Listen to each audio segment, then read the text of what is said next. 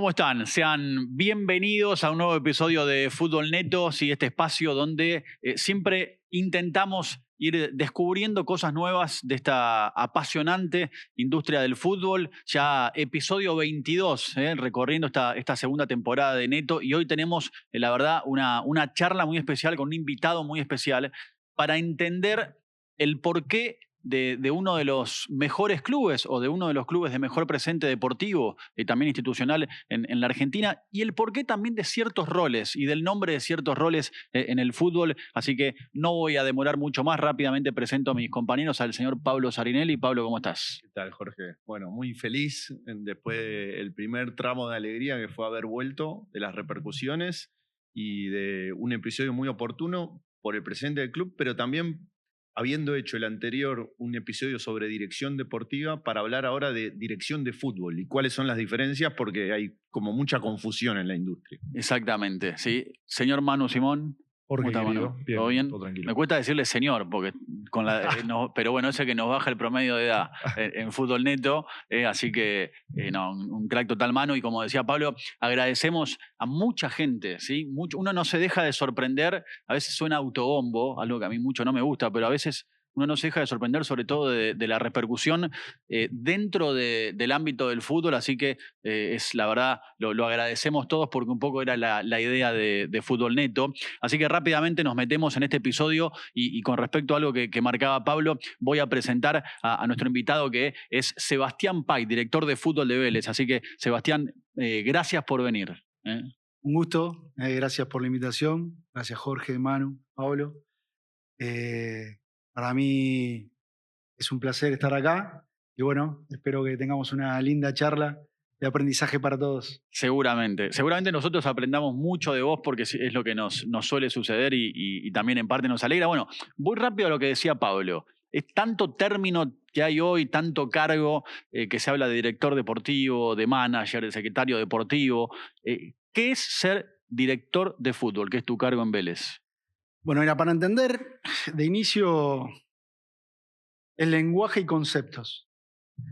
El director de fútbol, en este caso en Vélez, tiene que ver con una mirada macro.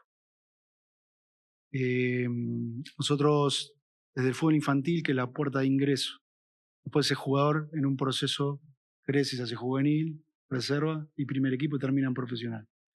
Entonces, entendiendo ese proceso, vemos lo macro. ¿Y qué queremos que suceda? Si nosotros lo que hacemos es planificar lo que queremos que suceda, sabiendo, teniendo claro el objetivo, planificamos ese trayecto. Es un proceso completo. Y todo va direccionado al primer equipo. Entonces, lo que marca en el director de fútbol es la mirada macro, liderando espacios de un equipo, de departamentos, de un equipo de trabajo institucional. Hablamos de un solo fútbol. El director deportivo, que es parte de la horizontalidad que le damos al cargo, es una dirección deportiva.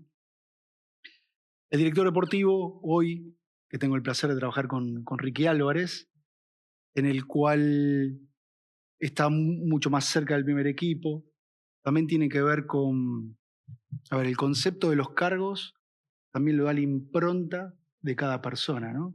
Yo tengo 51, un recorrido largo en el fútbol formativo, en diferentes instituciones, entonces esa experiencia también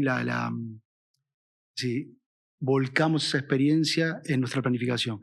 Y Ricky tiene la frescura de dejar hace poquito, dejó, entonces tal vez su relación o su feedback con el jugador es mejor y es más fresco que seguramente el mío. Entonces mi parte es más académica, la parte de Ricky tiene que ver más con la frescura, la relación, tiene que ver con, también él tiene un recorrido deportivo muy fuerte, muy importante, divisiones inferiores en Vélez, primera de Vélez, fútbol europeo, selección argentina. Entonces él puede hablar de situaciones por su experiencia que yo tal vez no, y tiene que ver con el armado del equipo. Rápidamente el director de fútbol mira lo macro, entendiendo todo el proceso, y el director deportivo tal vez está mucho más basado en el primer equipo. Que bueno, todo está direccionado al primer equipo, ¿no? Claramente. Sebastián, acá en Neto hablamos mucho del caso de Arteta en el Arsenal, cuando nos referimos a los cambios en el organigrama deportivo de un club. Cuando Arteta asume en Arsenal, asume con el rol de entrenador, y al poco tiempo Edu y la gerencia del club le cambia el rol al título de manager, que no es lo mismo porque interviene en decisiones estratégicas que antes no. En el fútbol, por lo que veo y el recorrido que tuvimos en el podcast con las charlas y demás, las fronteras en los organigramas o en las estructuras son mucho más difusas que en otras industrias. ¿A qué me refiero con esto? Como decía Jorge recién, siempre que se habla con un director deportivo o con alguien que trabaja en un club del que no sabemos mucho, hay que preguntar cuál es ese rol, porque a veces se llama muy parecido, pero hacen cosas muy diferentes, y a veces sucede la inversa. Tienen un nombre muy diferente, pero en la práctica hacen cosas muy parecidas. ¿Te pasa eso? Que trabajás en River, trabajás en Vélez, capaz el nombre del rol es diferente, pero el cargo es similar, o a la inversa. Sí, claramente. Cada club es un ecosistema y por eso tiene que ver con el lenguaje. Yo en River era director de fútbol formativo. Interveníamos en también toda una estructura, pero no con el primer equipo directamente. En este caso, el director de fútbol interviene directamente con el primer equipo, pero volvemos a lo mismo, hablamos de horizontalidad y de departamentos con especificidad, pero un solo trayecto, de manera institucional, para que esta construcción, que en realidad no la iniciamos nosotros, sino ya viene de otras gestiones, y viene de un ADN de Vélez. De hecho, la fábrica viene ya, es una historia, es ADN del club. Sí es importante en este caso con Vélez que el espacio político también viene de un recorrido anterior, porque fueron presidentes o dirigentes importantes dentro del fútbol formativo. Y entender esa parte le da fortalezas hoy para tomar decisiones al presidente. Y por eso también elegimos volver, porque en el fútbol, para mí lo más importante, hay tres cosas que son sumamente importantes. El espacio político, que es qué club quiere ser. ¿Está? Más allá que Vélez tiene una identidad, tenía una imagen cuando nosotros iniciamos, trabajamos mucho para que la imagen se acerque a la identidad, que es lo que está pasando hoy. Pero hay un trabajo detrás para poder hacerlo. Y el espacio político, si tiene claro qué club quiere ser, después elegimos si vamos o no, que es el recurso humano que somos nosotros. Porque vos podés tener una idea de club a futuro o una determinada estructura de trabajo con una idea clara, pero si la política va por otro lado, es muy difícil. Y después son los jugadores, que es la materia prima. Que en realidad después les pongo son las tres, después vemos cuál alineamos. Pero la primera es la política. Porque ahí es donde se toman decisiones. Y si visualizamos bien qué club queremos ser, para nosotros es mucho más fácil armar ese trayecto dentro de la idea, lo que se planifica, el puente que es la metodología y el resultado. A más craneado está el planteo. Es decir, cuando pasamos muchas horas de craneado, de discusión, qué club queremos ser, es más fácil diagnosticar para generar el plan de acción. Y ahí acercarse al resultado. De fútbol puedes perder también, ¿no? Está claro, pero quédate tranquilo que va a ser difícil. Está buenísimo lo que decís, Seba, porque quizás adelantándome al final del programa, creo que una de las similitudes entre lo que hablábamos con Nico Burdizo sobre dirección deportiva y lo que estamos charlando con vos respecto a dirección de fútbol es lo político, pero quizás la cultura que se quiere desarrollar en un club. Y me parece también fantástico lo que comentás, que esto viene de antes en Vélez. Yo recuerdo, Vélez fue el segundo club en la Argentina en incorporar tecnología de tracking, cuando estaba Néstor Borillo como preparador físico de Ricardo Gareca, la tecnología SportView.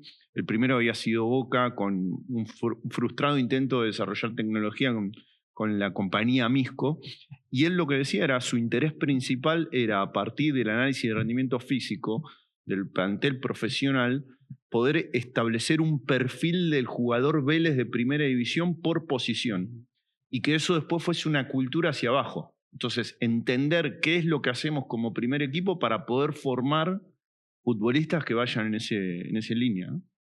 Totalmente. De esa construcción que en su momento vieron, nosotros continuamos ese trabajo en realidad. Por eso digo, el punto de partida no es que vinimos nosotros y resolvemos, no, lo que ya estaba suma.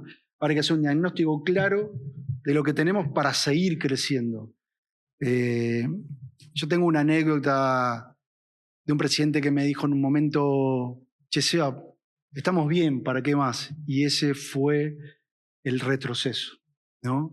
Cuando estamos bien, es cuando no debemos parar. O en realidad también el estar bien posibilita más fácil el poder crecer. Y tiene que ver también con el tema presupuesto, ¿no? Claramente. Pero digo, de la mano del presupuesto, por eso es importante que la dirección de fútbol, la dirección deportiva entienda de presupuesto. Y con eso, ¿cómo gestionamos ese presupuesto? Hay cosas que son sin plata, claramente, pero sí mantener un orden desde el presupuesto para ser criteriosos en lo que es decir, no endeudar a un club, ¿no? Claramente. Y bueno, hoy, desde el espacio político, con ese orden de presupuesto, desde la dirección deportiva, respetando los presupuestos, pero sí intentando ir al detalle en cada departamento, donde cambiamos comportamientos que tienen que ver o implican directamente el rendimiento deportivo. Lo que hablabas es el famoso sesgo de resultado, que lo repetimos también varias veces en los episodios. Habla mucho de esto Rasmus Ankersen, no lo voy a volver a citar, los que nos escuchan ya lo conocen. Lo dijo Nico Burdizo el otro día, la clave, el problema no es cuando perdés, porque ahí tenés que reaccionar, esto es obligado. La clave está en cambiar y evolucionar cuando ganás. Ahora lo que yo te preguntaría es, mucho de lo que hablas de transmitir una cultura creo que está también transmitido a lo educacional y a la comunicación. Entonces, en la práctica, ¿qué hacen para que esa cultura vaya de arriba hacia abajo a todos los niveles del club? Pablo, voy atrás con lo de Burdizo, que entiendo el planteo. Yo creo que perdiendo o ganando, estando económicamente mal o económicamente bien, siempre hay algo para hacer. El tema es un diagnóstico y un plan de acción en cada escenario. No encontrarte, estoy mal, no estoy, ¿se entiende? Y después me ubico en un lugar donde lo que me pasó me tiene que servir para no retroceder. Puede de fútbol, puede pasar. Ahora, ¿hasta dónde quiero llegar? El techo lo tenemos nosotros. Si el fútbol argentino es un desastre. Bueno, no sé, el fútbol argentino no lo podemos manejar. Nosotros, el metro cuadrado de cada integrante de recursos humanos de Vélez sí lo puede manejar. Cada departamento en Vélez sí lo podemos manejar. Entonces lo que tenemos que hacer es que cada departamento sea de élite, que cada departamento sea el mejor del fútbol argentino. Eso es lo que pretendemos. Si cada departamento es el mejor del fútbol argentino con especificidad, seguramente nos vamos a ubicar en un lugar, por eso la importancia del recurso humano. Me fui de lo que estaba diciendo, pero nada, para retroceder. Repetime un poco así. En la práctica, ¿qué desde arriba hacia abajo para transmitir esa cultura desde lo comunicacional y lo educacional? ¿Qué es lo que hacen el día a día? Contabas también fuera de aire todo un proceso de capacitación que desarrollan en las últimas categorías previa a convertirse en profesionales. Creo que ese puede ser un buen ejemplo. Dentro de los departamentos que hablo, uno es el departamento educativo. Está Luisina, docente, que se encarga de todo el departamento educativo de Vélez. Hicimos hoy justamente hubo una charla, un taller de redes sociales, pero hicimos un convenio con la Universidad Austral, en el cual incorporamos 5 talleres, hicimos uno por fuera, más allá de los objetivos académicos que tiene cada departamento, que tiene que ver con una charla con especificidad de su departamento, hacia todos los cuerpos técnicos, hacia todos los jugadores, el plantel que requiera. Ejemplo, el departamento médico hizo una la semana pasada de doping con el primer equipo. ¿Está? Entonces, aparte de la información y talleres que dan nuestro recurso humano, lo que hacemos es, con universidades, de alguna manera, algún vínculo para, con lo externo, tener especificidad, que obviamente no va a impactar en el rendimiento, y lo que sí es muy importante, que es, yo siempre digo, de cultivar el talento. Si hoy vos podés ser muy bueno técnicamente, podés ser muy bueno a nivel condicional, podés tener métricas muy buenas, pero se necesita otro desarrollo integral para poder estar en el elite. ¿Está? La emocionalidad es uno. Nosotros, si hoy, vos podés ser un talentoso, pero jugar con 40.000, con 80.000 finales y poder pensar ahí no es nada fácil. Entonces, dentro del departamento de psicología, en el fútbol juvenil abordamos 4 puntos. El que yo miro es la personalidad. Después, si querés, un poco podemos avanzar. Y en el primer equipo estamos Hoy usamos, por ejemplo, Vinchas Muse, no sé si las conocen, pero medimos frecuencia cerebral, frecuencia cardíaca y movimiento, en el cual en el recovery, en la recuperación, nos sirve para bajar la ansiedad, nos sirve para poder tomar decisiones en momentos de estrés y poder enfocarse, que esa herramienta es tan importante y no es visible, y es algo de detalle que hace el departamento de psicología, por ejemplo.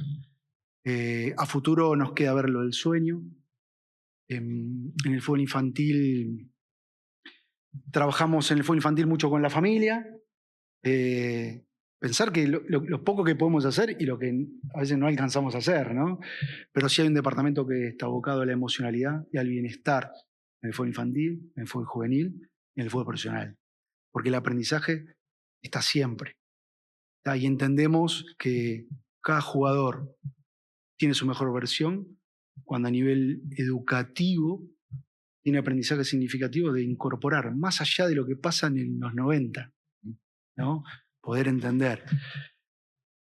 Paso a otra, más allá de los chequeos médicos que tenemos, vamos a hacer ahora uno dentro de poco tiempo, oftalmológico, porque, bueno, dentro de las decisiones que podemos tomar del campo es lo que yo puedo ver. Si yo no veo bien, es difícil que tome las mejores decisiones. Bueno, un poco con respecto a cultivar el talento tiene que ver con cómo impacta cada área con especificidad para mejorar la performance del jugador. Está buenísimo porque vos hablabas en el comienzo justamente de un trabajo integral y es claramente lo que acabás de detallar. Ahora, vos tenés, más allá de toda la estructura de Vélez, el foco muy puesto en las divisiones inferiores, y obviamente que ahí la clave es la formación. Ahora, ¿cómo se hace a veces? Porque a mí me parece interesantísimo todo lo que marcaste y que vos marcaste también que la estructura de Vélez, incluida la dirigencia, acompaña, pero digo, ¿cómo se hace a veces para hacer o no perderte del foco de la formación si por ahí el dirigente en el día a día también te pide resultados, aunque sean divisiones inferiores, digo? Es que ahí donde está, a ver, un poco el secreto. Con todo lo que hacemos, nos acercamos al resultado. El dirigente debería tener problemas si no hacemos todo lo que estamos haciendo. Claro. Porque el resultado tampoco es mágico. Esto no es que si yo junto 11 y voy al campo y tengo resultado. Digo, para entender, cuando nosotros ingresamos este año, que la parte política también es nueva porque ganan las elecciones, sí. Cuando Méndez dice, no, doy un paso al costado y tenemos que buscar un entrenador, hicimos todo un perfilado de entrenadores con posibilidades para poder elegir lo mejor. Y ahí está el atributo de la parte política, digo, y la dirección deportiva, porque nos juntamos la mesa de fútbol, cada uno con su idea, los departamentos, en este caso el departamento de bioanálisis, porque el de datos todavía no estaba dentro, nos ayudó con un perfil de recorridos de cada entrenador, con métricas y con resultados anteriores en distintos ecosistemas, clubes, selecciones. Y dijimos, es por acá. Y fuimos a buscar a Gustavo. Gustavo después nos elige, que eso es buenísimo. Pero no fue una elección azarosa. Entendimos de un perfil, el momento su perfil daba con el diagnóstico y nos encontramos hoy en un lugar buenísimo, está bien. Pero no llegamos acá porque fuimos a buscar, Gustavo cayó hubo un análisis y un reperfilado del entrenador, qué entrenador necesitamos para el momento que estábamos transitando, y esa elección tuvo coherencia, pero tuvo un sustento detrás de diálogo y después con data. ¿Sí? Cumplió los objetivos donde estuvo, es pragmático. ¿Y qué estábamos necesitando? Y era un poco eso. Bueno, listo. Después él se adapta de una manera especial a la institución y todo fluye, pero es ensamblado, esa elección es ensamblado, lleva un tiempo. Y bueno, hoy estamos todos felices de esta realidad, pero no es el azar, o entiendo que hay parte de siempre, ¿no? En el fútbol azarosa, pero en este caso nosotros vamos siempre por por el criterio, por la planificación, por sí medir, que nos acerca siempre al resultado. Un detalle con respecto a lo que decías antes con la comunicación de los jugadores y la transferencia de conocimiento y demás. En la NBA lo hacen casi todos igual, pero recuerdo haberlo hablado con uno específico. Hay mucho video que se transmite a los jugadores y le piden a los basquetbolistas que pasen una lista de 10 temas que les gusta escuchar. Entonces musicalizan los videos y dicen que la capacidad de retener conocimiento y que terminen el video fue mucho más alta cuando pasaron a musicalizarlo, que además me hace acordar mucho a los compactos de Twitter que tanto circulan hoy en día en el mundo del fútbol, que siempre ponen temazo de fondo, y no hay duda de que yo personalmente, después de encontrar ese trend en Twitter, digo, che, era una gran idea la de la NBA porque me quedo escuchándolo más si suena una canción que me gusta que si no. Y creo que también esas pequeñas ganancias marginales, como le diría a Brailsford en Ineos y en el Manchester United, hacen que marque la diferencia. Y mi pregunta va relacionada con eso. Uno entra a un club y supongo que hay 1000 cosas que quiere cambiar, pero también creo que la fórmula del éxito está más o menos relacionada con, primero, hacer muy bien lo básico o lo que tenemos que hacer bien y después sumarle cosas como el tema de la estadística más elaborada, profundidad, lo que decían del sueño y demás, pero la primera intervención tiene que ser, che, hagamos bien lo básico, porque veo muchas campañas en el fútbol argentino de candidatos presidenciales o clubes del ascenso que dicen nosotros vamos a entrar al club y revolucionarlo a nivel data y trabajar con el mejor departamento de analytics, pero ves si el club no tiene agua caliente. Y creo que esas pequeñas cosas, que no son pequeñas en absoluto, pero son detalles y cuestan poca plata, hacen lo que te posicione por lo menos a poder competir.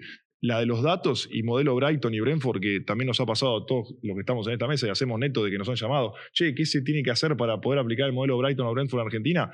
A mí cuando me consultan eso es primero tenés que contratar al amigo de Pablo Rasmus, que tiene la fórmula, y después tenés que empezar con hacer bien lo básico, o me equivoco.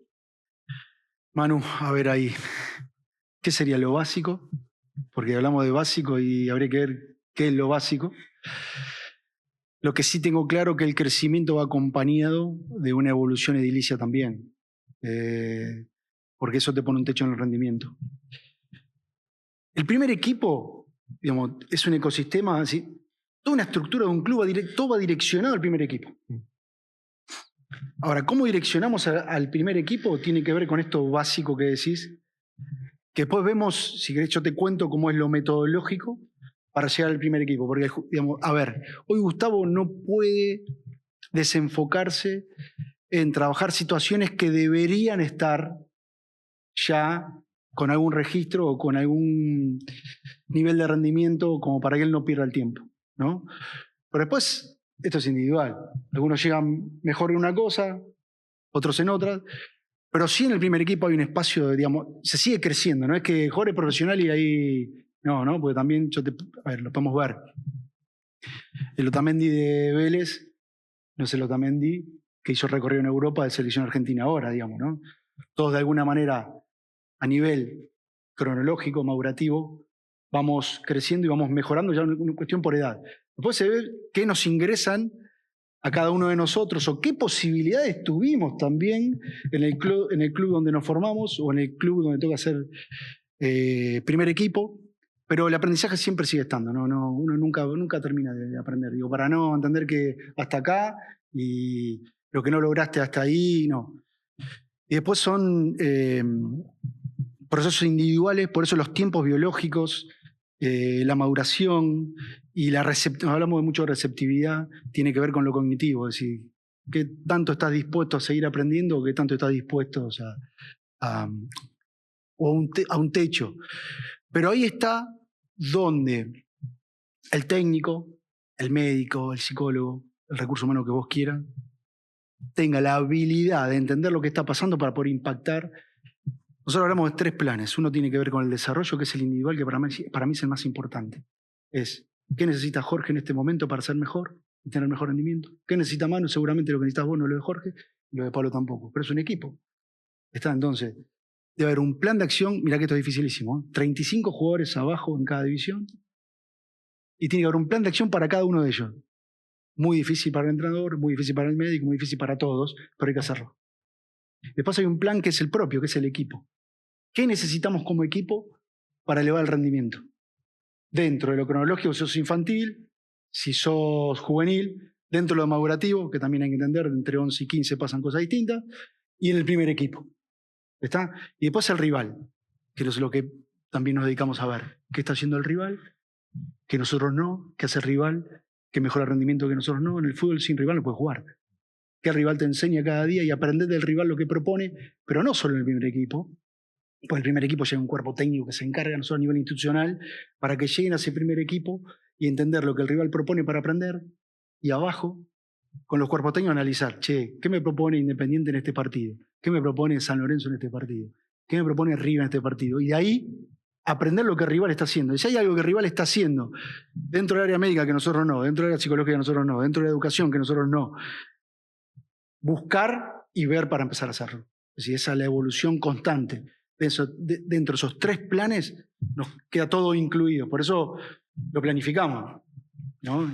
Vos sabés que también me vuelvo a acordar y a linkear cosas con el episodio de Nico Burdizo, porque él decía algo muy similar a lo que vos dabas en la primera, o en el comienzo de la respuesta a Manu, porque él decía, yo tengo que saber que a cada jugador yo me tengo que acercar de una manera diferente. Yo sé que a este a la mañana no le puedo hablar, yo sé que si perdimos, yo sé cuándo hablar con tal. Digo, es un entramado sumamente complejo. A veces uno no lo tiene en cuenta, y con tanta información, a mí me pasa, uno sin tener una función específica en un club, sino simplemente como un apasionado y que a uno le gusta seguir aprendiendo, a mí me genera ansiedad a veces sentir todo lo que hay para estudiar en el fútbol y que uno no se puede poner a tono, y hasta a veces, lo confieso, me pasa de leer o de sumergirme en ciertas áreas de cosas que no termino de entender, y digo, loco, ¿cómo hacen para trabajar en un club con esto? Digo, por eso me quedo con lo que vos le marcabas a Manu, y ahí es donde digo, vos sos un referente, o tenés como bandera el buen uso de la tecnología. Ahora, ¿cómo haces para no sobrecargarte de información, que también puede ser peligroso? 2 cosas importantes, para mí sumamente importantes. Hablamos siempre de los jugadores y hablamos muy poco del recurso humano, es decir, el que lidera ese jugador. Yo tengo una premisa muy clara. A mejores entrenadores y entrenadores formados en distintas áreas, más capacitados, o a directo, mejores jugadores. Es importante trabajar con el recurso. Elevar el nivel de recurso hace que automáticamente tus jugadores suben el nivel. Eso es importantísimo. Después, tecnología. Que me gusta, es una parte. Para lo que sí la miro, porque esas métricas me dan indicadores para tomar decisiones. Ahora, la métrica, si vamos a lo condicional, por decir los sprint que hace Jorge, a lo que hace Manu son distintos. Pero cuando voy al juego, sí, la imagen me lo contextualiza.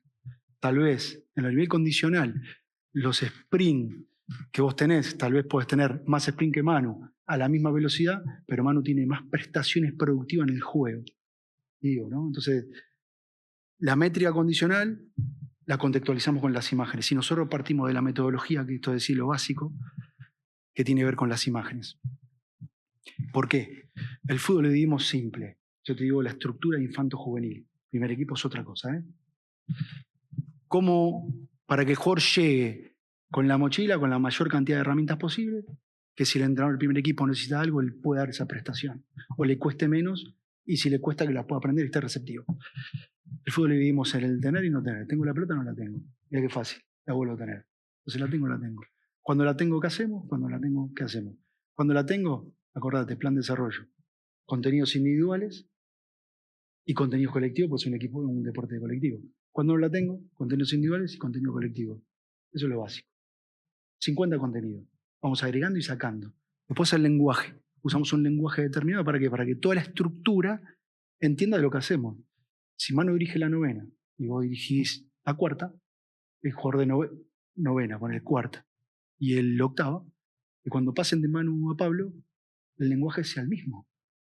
Y que le importa al entrenador, que la va a tener y que la va a desarrollar y que lo va a hacer mejor que tal vez alguno de nosotros en la idea que él quiere, no supere la del club.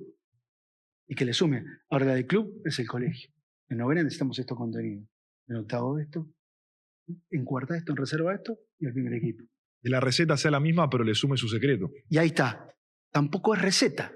es una planificación dentro de un ecosistema de Vélez. Porque y no nos garantizamos que esto, te garantice ganar. Nos garantizamos que un contenido determinado esté dado. Y por ahí está dado y no alcanzó. Viste que no sé, a nosotros nos pasa. Che, el entrenador dice, estuve laburando este contenido un montón de tiempo. Y vos te dices, pero viste que lo laburé. No, sí, pero por ahí no alcanzó. Necesitamos más. O necesitamos otras estrategias. Esto de que hablabas hoy de la música, ya por eso digo el choque generacional. A mí me cuesta mucho leer con música.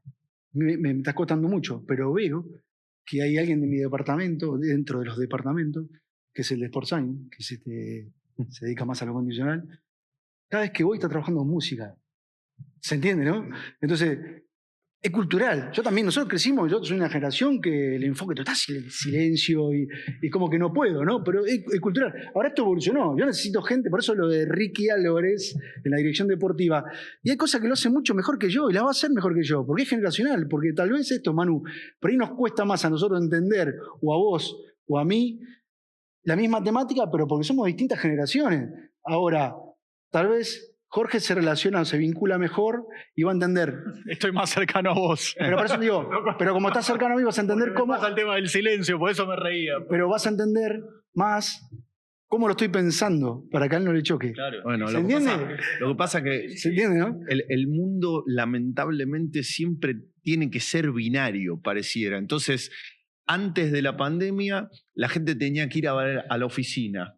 Después de la pandemia pareciera que quedó demostrado que la gente puede trabajar desde su casa y rinde igual o mejor. Y en realidad tiene que ver con cada persona.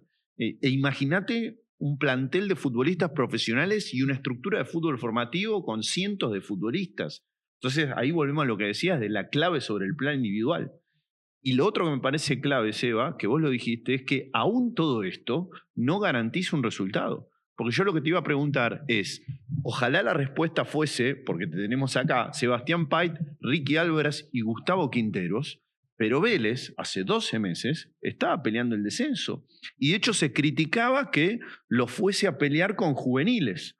4 meses después se estaba elogiando que Vélez estaba jugando una final con 8 futbolistas formados en inferiores como jugadores de campo titulares.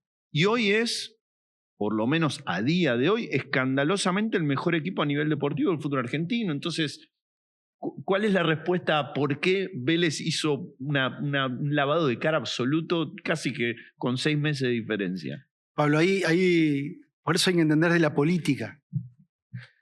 Porque la decisión fue política, porque yo no estaba en Vélez.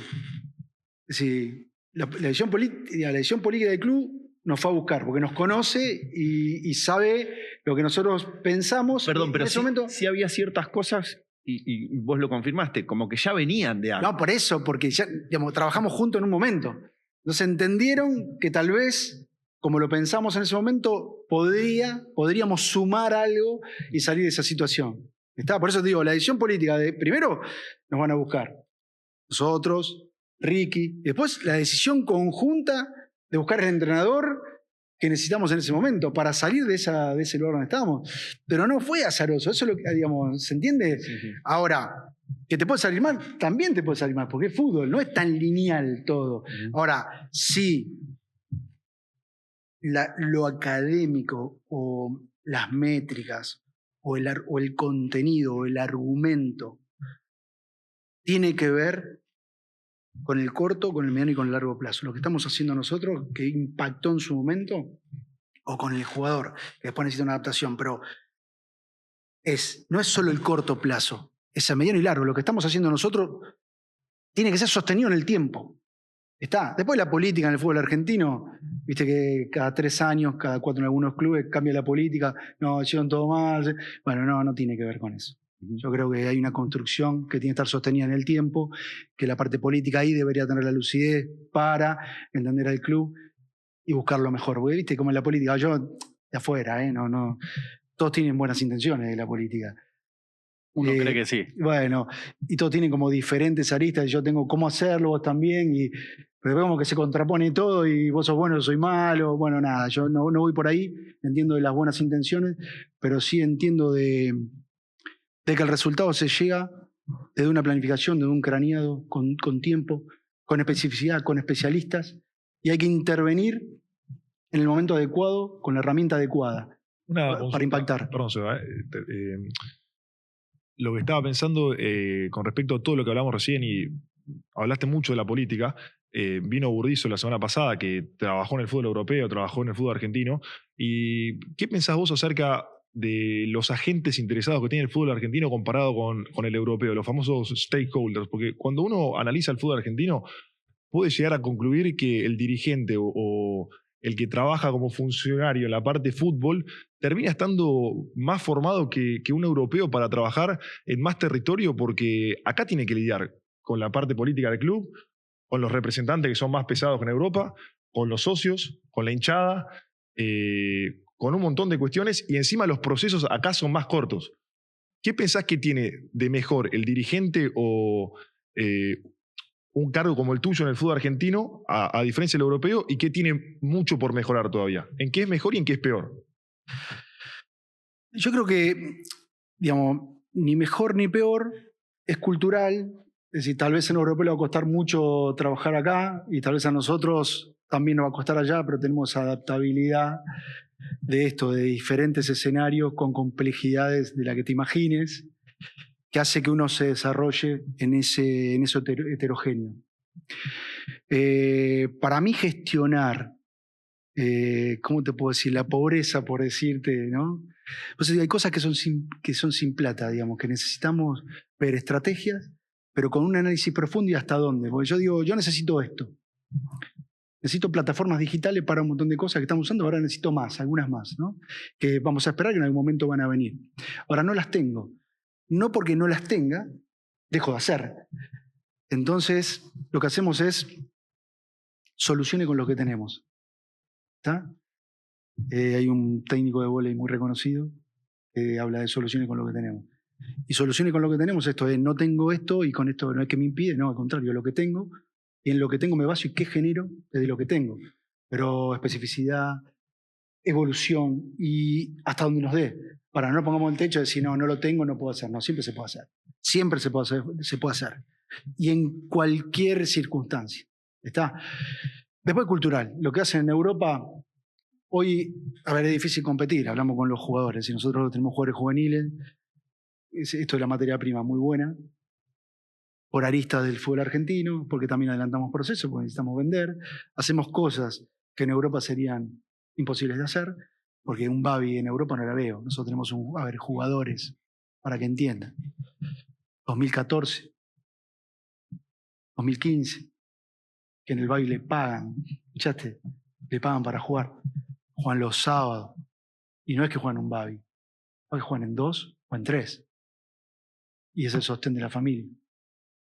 Digamos, es muy difícil, por eso digo, hay que abordar. 9 años para que no se dio cuenta y no sacó la cuenta. Hay que abordar un escenario que es cultural. Es decir, entonces, yo creo que iba la adaptación a donde tengo que estar y ver qué plan va con esa especificidad que necesita ese lugar. No, por eso digo, las recetas yo no van. Ahora sí entiendo de planes de acción individuales, sí entiendo de planes de acción y colectivo, y sí entiendo de lo que está haciendo tu rival. En lo político, en lo deportivo, en cada... ¿Se entiende, no? Es solamente... Digo, es una mirada macro la que tenemos que dar para el desarrollo. Justamente se me van apareciendo un montón de interrogantes y de consultas. Estás sobreinformado. Sí, por eso vuelvo a lo anterior. Yo tengo un tema con la ansiedad en general en mi vida. Ya estoy haciendo casi catarsis. Pero digo, me pasa eso. A veces uno encuentra, yo creo que en eso los tres somos muy apasionados. A mí me pasa particularmente que me cuesta gestionar la cantidad de cosas que vos ves que se van aplicando al fútbol. Me parece apasionante, pero a veces me cuesta entender cómo todo eso entra en el abanico. Y vos, incluso sin nombrarlo, creo que hoy hablaste bastante de eso, Seba, y lo he leído en varias entrevistas que te hicieron. Vos hablás de la bioestadística, que me pareció interesante y yo creo que está más metida en la vida cotidiana de cada uno de nosotros de lo que pensamos, pero digo, ¿cómo ¿Cómo la aplicaste y cómo la aplicás en el fútbol? Bien, primero, para que se entienda, todo este soporte que tiene el club de cada departamento, direccionar el primer equipo, es decir, nosotros somos, una vez que se elija el cuerpo técnico, estamos a disposición de toda la información que el entrenador necesita, se la brindamos, después es el entrenador el que toma las decisiones, ¿no? Claramente, nosotros solamente somos un soporte institucional donde brindamos una idea del ADN, esto para acercar la imagen a la identidad. Después con lo de bioestadística, es decir, el desarrollo biológico o lo que necesita cada uno y los tiempos son de cada uno.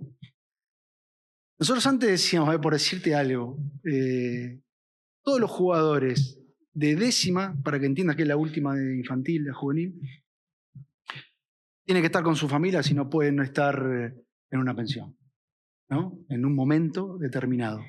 Porque creemos que son chiquitos, que tienen que estar con su familia, que ese salto del desarraigo, después si queremos hablar un poco de esa variable. Y hoy cambió totalmente. ¿Por qué? Por el abordaje individual. Porque cada uno tuvo trayectos distintos, tiempos distintos, posibilidades distintas, y tal vez decimos, Pablo, por su recorrido de vida y por su estadio de hoy, es mejor que esté en pensión que esté en su casa. Por dificultades, Para tenerlo más contenido. Padre preso. Sí. No sé, dificultades hoy sociales que contemplamos, de deterioro familiar y social que contemplamos. Entonces es importante tal vez que a esa edad se incorpore, si no es imposible. No, hoy sí, en ese momento no. ¿No? Y después es esto que a mí me gusta cuando entrenamos. A ver, vamos a novena, que esto yo hablo de las bandas biológicas. Nosotros lo que hacemos, medimos maduración. El departamento de nutrición, que hace mediciones antropométricas, y aparte hay una fórmula en la cual miden y nos da talla estimada y nos da estadio madurativo. Novena, para que entiendan, son 2010. Tenemos 2010 en el cual tiene un desarrollo tardío y otro con un desarrollo precoz. Estamos hablando de 25 centímetros de diferencia uno con otro y de 20 kilos uno con otro. Yo no puedo prescribir entrenamientos iguales a cada uno de ellos y tampoco puedo considerar que compitan igual. Bueno, de hecho hoy la FIFA y AFA, si nosotros decimos que todos los 2008 con 2008, todos los 2009 con 2009, todos los 2010 con 2010, y no medimos esto madurativo, que tal vez un 2010 tiene un percentil madurativo de 2012 y no puede competir ahí. Y puedo considerar 2010 que tiene un percentil madurativo de 2008 con un precoz. Estamos hablando de 4 años. Hay un libro muy interesante de Malcolm Gladwell, se llama Outliers, y en el capítulo específico se llama El efecto Mateo, profundiza sobre el caso de los jugadores de la NHL nacidos en Canadá y cómo tienen una ventaja competitiva los nacidos en enero y febrero en comparación al resto de la liga. Y el efecto Mateo es un concepto que explica que al que ya tiene se le dará más, y como los jugadores en enero y febrero madurativamente cuando son chicos, esos 3 y 6 meses de diferencia marcan mucho justamente la diferencia a nivel deportivo. Como son tan buenos, se les sigue dando contenido, se les sigue dando cosas para hacer y acumulan una diferencia aún mayor con sus pares. Y Gladwell lo que trata de explicar es que hay formatos que no van y que no se puede medir justamente a nivel deportivo el desarrollo madurativo en esas instancias al principio, porque ya de por sí los de enero y febrero cuentan con una ventaja con respecto a sus compañeros por el mero hecho de haber nacido en esos meses del año. Después hay otros autores que se le animan a debatirle a Gladwell y le dicen que no están así y empiezan a comparar la cantidad de jugadores en la selección de hockey sobre hielo de Canadá y Estados Unidos, pero ya de por sí es una recomendación. Ese libro es muy bueno en general, está la teoría de las 10.000 horas también y otros conceptos que desarrolló, pero el capítulo del efecto Mateo ejemplificado con el caso NHL creo que explica lo que decías vos, Seba, recién, de que el fútbol tiene que plantearse ese debate y decir, che, ¿los 2010 compiten con los 2010 o puede haber chicos 2010 jugando con 2008 y no por eso son mejores o marcan una diferencia por haber nacido en un año diferente? Perfecto, ¿dónde vas? A ver, en mi día, los que me conocen, yo estoy intentando mostrar que deberíamos jugar por bandas biológicas. Es muy difícil hoy en el fútbol argentino, ¿no? Pero por estas desigualdades. Pero lo quiero ampliar el concepto, porque yo estoy preocupado por el segmento, cómo se segmenta el talento por la edad cronológica. Porque es esto, el de enero, el de febrero, el del primer trimestre tiene ventajas considerables. Pero el de diciembre, ¿no hay talentos de diciembre? Sí que hay. Entonces yo estoy preocupado porque no estamos pensando en el talento del segundo semestre. Y yo quiero entender que hay muy buenos. En el primer equipo, nosotros habíamos hecho en un momento en la gestión anterior, que medimos todas las divisiones, quién era de enero, de febrero, bueno, encontramos obviamente esto del primer trimestre, hicimos con los 6 equipos más importantes, todos estaban en el primer trimestre, con nuestra primera. Pero en nuestra primera teníamos jugadores de noviembre, de diciembre, que claro, no es que son un talento, son los mejores, porque imagínate que para incorporarlo tendría que haber sido ya muy buenos. O a nivel madurativo con un desarrollo precoz. Porque el que tiene un desarrollo precoz también tiene la posibilidad de incorporarse antes. Porque también el tardío, si sos de diciembre y sos tardío, tenés hasta 4 años de diferencia con el otro. Y ese se segmenta. Ahora, eras un talento, pero digamos, la competencia no te incorpora. Nosotros tenemos 2 competencias, AFI y Liga, ¿no? Tal vez, yo te cuento la del Monito Vargas, Robertone, que eran tardíos de la edad, chiquitos, selección argentina, juegan en Europa, y tuvimos que esperar el proceso. El Monito decía, che, todos me dicen que son muy buenos, pero nadie me pone. Pero para que entienda lo biológico, pero lo biológico lo entendió el papá, la mamá, y después lo entendió él. O sea que no estaba a nivel biológico con sus pares para poder competir en esa división. A Robertone lo pusimos en un partido y tuvo una lesión muy grande porque impacta con un jugador, tiene un esguince traumático de tobillo, que lo hace por 35 kilos con 70. Perdón, 35 kilos con 60 por él, ¿no? Entonces, esto es muy interesante, pero tenemos que, yo creo que el fútbol moderno y el fútbol formativo debería dar un análisis AFA a nivel FIFA, pero tiene que haber algún punto de partida, quién juega con quién. La edad cronológica te lo marca, yo creo que un pasito más adelante sería bandas biológicas. Para entender bandas biológicas había que tener que ser bien genética de la familia, padre, madre, entender más cosas que el pueblo argentino sería, hay que poner en el laboratorio, el departamento médico tiene que intervenir, hay cuestiones que son de alguna manera, impactan dentro de lo familiar o son más extremas porque son de estudios y hay que ver si estamos dispuestos. Bueno, hay un montón de cosas que yo creo que hay que evolucionar con más cosas pero es un buen debate el de jugar por bandas biológicas que entiendo que es el desafío a futuro. Pero sí lo que marca Manu, y nosotros en los primeros equipos vimos jugadores de noviembre, diciembre, entendimos que eran muy buenos y que pudieron superar todos los obstáculos de la edad relativa y poder imponerse y llegar a tener el proceso completo. Algunas de estas observaciones están un poco sesgadas porque te conozco, debo decir, pero hace unos meses parecía que Vélez vendía a Valentín Gómez en $10 millones y Vélez, aún sin haberse concretado la venta, va y contrata a Aaron Quirós, que en el mundillo de Scouting Analytics podría ser resultado de una búsqueda de similaridad porque tienen perfiles más bien parecidos. Y uno de afuera podría pensar, ¿qué hacen ahora con Quirós? Porque finalmente Valentín Gómez no fue transferido. ¿Cuál fue la intención y si tiene más que ver con entender el perfil de tu equipo, el rol de tus futbolistas, la contratación de un jugador que pareciera del mismo perfil? Ahí tiene mucho que ver el departamento de scouting, con las variables que tiene el protocolo del departamento, en el cual te voy a marcar 2, ahí, edad y perfil, la diferencia de centímetros, pero en duelos aéreos, en métricas estamos bien. Y dentro de la línea de sucesión, tal vez encontrar ese perfil nos queda un poco lejos, entonces entendíamos de la edad, si Valentín salía, estábamos cubiertos y de poder acompañar los procesos de los que vienen detrás. La salida de Valentín no se da, pero entendemos de una mejora deportiva. ¿Por qué? Porque Aaron tiene el tiempo para adaptarse a una institución nueva que no es menor. Entonces ese tiempo que estamos utilizando ahora para que Aaron pueda. Y también Aaron puede cumplir 2 funciones o más funciones dentro del campo, que también esa utilidad al entrenador, esas herramientas, digamos, el entrenador puede decidir que en determinado partido, como tiene más prestaciones que una sola función, te puede dar algún valor. Así que bueno, ese fue el planteo dentro de las variables de un departamento de scouting, dentro de un perfil de la edad, de lo que tenemos y lo que buscamos. Tenemos central izquierdo con perfil de pierna izquierda para unos años, y si vendemos, también el mercado te rige, ¿no?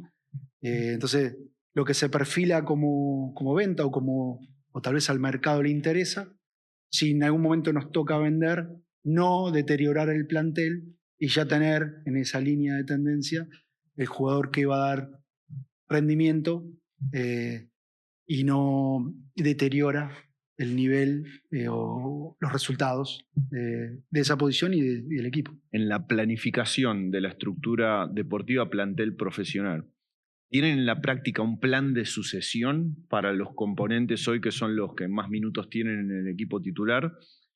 Punto número 1, y si en la práctica también consideran el plan de sucesión relacionado al fútbol juvenil, es decir, sin quizás hacer nombres, ustedes van a buscar un central perfil zurdo porque entienden que no hay inmediatamente uno en juveniles para reemplazar al que está por salir. Igual o está, pero tal vez necesitamos un tiempo, digamos, o es muy joven, entonces necesitamos ocupar ese espacio. Por eso hablamos de procesos. La idea tampoco, a ver, las urgencias, Vélez tiene una estructura detrás que soporta las urgencias, porque como tenés buenos y los tenés tirados a la cancha, si salimos de situaciones críticas con juveniles. ¿Está? Ahora, lo que estamos tratando de hacer es poner cada cosa en su lugar. La estructura de juveniles es un soporte, pero deberíamos tener una línea de sucesión, ¿tá? En el cual, y te dicen, con juveniles no ganas campeonatos, ¿viste? Que está... Entonces, bueno, si hay una edad determinada, las incorporaciones fueran en un segmento determinado de edad también. Yo creo que hay que tener un equilibrio entre la experiencia, que la necesitas para tener mejores prestaciones de los sistemas complejos, con quién soy mejor, bueno, las edades equilibrar para tener rendimiento, pero no apurar los procesos juveniles. Hoy, en el momento que estamos, tenemos la ansiedad de, claro, vemos que el equipo funciona bien, tal vez hay muchos minutos para un determinado grupo, no tantos minutos para otro, bueno, pero hay que gestionar la emocionalidad para entender la cantidad de minutos, para entender lo que están esperando y para entender los juveniles, que ese proceso, si al estar al mejor nivel, va a ser más aprendizaje, porque cuando te toca entrar en una competencia interna primero, y ese desarrollo vas a poder acreditar para jugar lo que está jugando Vélez hoy. ¿Entiendes? Más allá de que yo disfruté en la final, 8 de 10, estuve en el estadio gritando vamos, vamos los pibes, es el objetivo, pero entiendo que no es solo los juveniles. Por eso hoy Gustavo tiene un equilibrio de nosotros con esa estructura de fútbol juvenil, porque es el ADN que va a estar siempre, pero los tiempos yo creo que hay que establecer un equilibrio, es cuándo es el momento de cada jugador dentro de lo individual con el rendimiento y cuándo la necesidad del equipo y también las competencias que jugás. ¿Está? Porque eso también va a dar a un plantel más amplio, a un plantel que es lo que estamos pensando, que es el objetivo de clasificar a copas, y ahí tenemos que tener bien el equilibrio del plantel para poder afrontar con calidad y ser competitivo a la hora de afrontar las competencias. Pero no es menor la competencia interna, ¿eh? Yo creo que la competencia interna, tener el 1, el 2 y el 3 de manera diaria compitiendo para que el mejor pueda. Y yo entiendo que el 1, 2, el 3 tiene que ser siempre del club. Otro eslabón que no quisiera ignorar en la descripción cronológica de los últimos 12 meses más o menos de Vélez como institución fue el problema de violencia de género que tuvieron algunos futbolistas del plantel profesional, sin meternos necesariamente en el tema porque es ultra sensible y siguiendo con la lógica del episodio, a mi criterio debe ser tratado por gente formada en la materia. Es sorprendente que Vélez pareciera, y que no se malentienda, haber salido deportivamente fortalecido de ese momento. A mí lo que más me sorprendió, independientemente del tratamiento que le dio el club como institución, fue que deportivamente el plantel profesional no se viera afectado y termina jugando una final y encima lo sostiene en el segundo semestre. Entonces, ¿cómo trabajaron desde lo psicológico y desde la estabilidad del plantel el impacto de ese suceso? Ahí hablamos de la especificidad de departamentos y el departamento de psicología es el que interviene con la problemática. Si nosotros podemos planificar un montón de cosas, ¿no? Tal vez en el fútbol nos encontramos con imprevistos o con situaciones nuevas que si ya hay algo laburado nos permita abordarlo de manera profesional y no resquebrajando el bienestar del equipo, ¿no? Y el rendimiento. El departamento de psicología, con esto de los planes, ¿no? Individual y colectivo, hace un plan de acción para trabajar con cada futbolista y con el plantel, con el cuerpo técnico, y el cuerpo técnico la lucidez también de cómo gestionar el episodio y llevarlo adelante. ¿Entonces eso que fue automático o hubo como especie de reunión de comité de crisis? ¿Qué hacemos? ¿Cómo vamos a trabajar? ¿Qué hace cada uno? Lo dividimos en dos cosas. Por eso la importancia del departamento de legales, por decirte, la importancia que tiene el departamento de legales en el fútbol. Es decir, no, ¿viste? Lo vemos lejísimo, no. Ya el departamento de legales tiene un protocolo de género en el cual, cuando surge la situación, nosotros lo que hacíamos es seguir lo que el departamento de legales nos... Y en lo que tiene que ver con el rendimiento deportivo está el departamento de psicología, que es el específico y nos ayuda a pensarlo de una manera en el cual no impacte en el rendimiento o impacte lo menos posible en el rendimiento. Por eso es importante una estructura tan grande. Y el cuerpo técnico, ¿no? Claramente, Gustavo con todo su cuerpo técnico, con gestionar todo esto que estamos hablando. Pero es importante tener profesionales que nos ayuden a intervenir en el lugar donde nosotros no tenemos la capacidad de abordarlo, ¿no? Sí, y aparte me parece muy sano y hasta conclusivo con todo lo que hemos charlado en esta hora más o menos, es la importancia de la buena praxis profesional de cada persona relevante en el club. Desde la formación y las habilidades para mirar, observar números y analizar la contratación de un futbolista, hasta la planificación metodológica, la psicología y el impacto del desarraigo en el fútbol juvenil y estas cuestiones hasta más serias que tienen que ver con un problema de violencia de género, con aptitudes legales, ¿no? Tal cual. Yo creo que acá uno de los problemas es que ojalá te quedes muchos años de trabajar en Vélez, creo que todos vamos a coincidir por lo que fuimos conversando, pero si un día alguien te viene a contratar, va a tener que ir con un camión para todo el equipo de trabajo que te tiene que llevar. Y sí, es otro de mis aprendizajes de esta conversación. Y cada vez más, como que se amplía. Pero el equipo de trabajo es el que te da rendimientos o resultados que por sí solo no puede dar. Digamos. Yo me gusta, me interesa la parte médica, nutricional, bueno, todo, por eso también estoy en gestión. La verdad que lo que más me gustaba era ir al campo, no era la gestión. Pero bueno, el recorrido me fue perfilando para este lugar. Arranco con el scouting, entonces es como que mi recorrido y mi formación académica, que tiene que ver profe técnico, hago la licenciatura universitaria en la UAI en gestión, y eso me dio herramientas para entender un poco lo macro, pero después me gusta ver las lesiones, me gusta ver la mecánica de la lesión, me gusta ver la imagen de la mecánica de la lesión, me gusta ver por qué fue la lesión, pero el médico es el que da la respuesta y yo no doy nada, pero sí disparo interrogantes y quiero tratar de que se lesionen menos. Bueno, ¿qué hacemos para que se lesionen menos? El otro día con el psicólogo en una charla le digo, bueno, esto de... No el psicólogo para los problemas, yo quiero que el psicólogo ayude a prevenir y que el psicólogo intervenga con los adultos. Porque que nos ayude a pensarlo mejor, que tener herramientas para lo que ya adelantarnos a lo que va a suceder. Y digo, así en todas las áreas. Nutrición. Nosotros medimos talla estimada. Bueno, ahora estamos haciendo un trabajo muy bueno, muy importante, integral con los arqueros, porque hay una deuda de un arquero del club en el primer equipo.